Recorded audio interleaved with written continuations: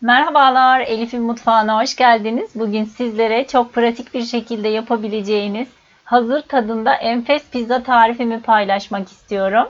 Yeni tariflerimden haberdar olabilmek için kanalıma abone olup zile basarak bildirimleri açmayı unutmayınız.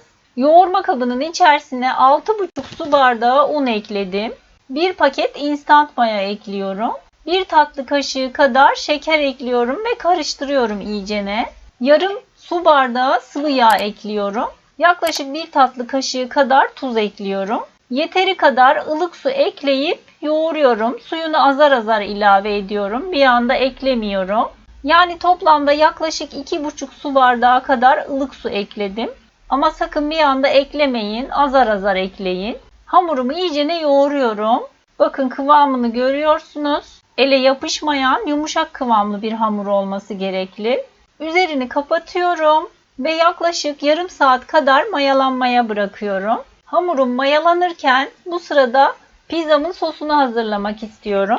2-3 yemek kaşığı kadar sıvı yağı tavanın içerisine aldım. Üzerine yarım kilo rendelenmiş domates ekliyorum.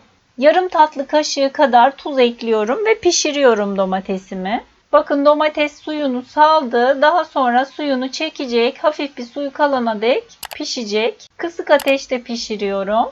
Ocaktan almaya yakın 1 yemek kaşığı kadar sirke ekledim. Yaklaşık 2 yemek kaşığı kadar ketçap ekliyorum içerisine. Ve daha sonra sosumu ocaktan alıyorum. Bu sırada hamurum mayalandı. Tezgahın üzerine aldım. Biraz un serptim yapışmasın diye. Hamurumu ikiye bölüyorum. Bu ölçülerden 2 fırın tepsisi pizza çıkıyor. Tezgahın üzerine biraz mısır unu serpiyorum. Hamurumun üzerine de mısır unu serpiyorum biraz. Ve merdane ile tepsimin büyüklüğü kadar hamurumu açıyorum. Benim tepsim dikdörtgen olduğu için dikdörtgen şeklinde açmaya çalışıyorum hamurumu.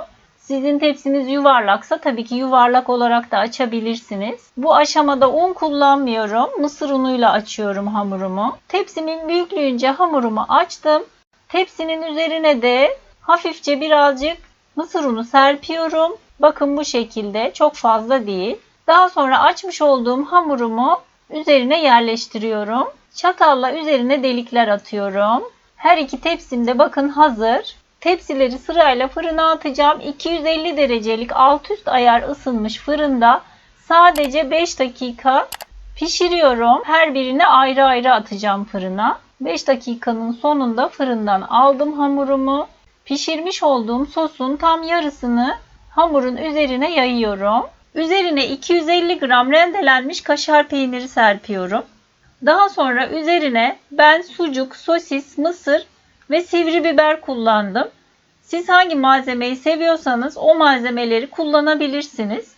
Hangisinin yakışacağını düşünüyorsanız kullanabilirsiniz. Ben bu şekilde yaptım. Daha sonra 250 derecelik alt üst ayar ısınmış fırında üzeri kızarana dek pizzamı pişiriyorum.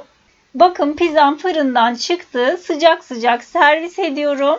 Sizlere de denemenizi tavsiye ediyorum. Gerçekten çok güzel, çok lezzetli bir pizza oluyor.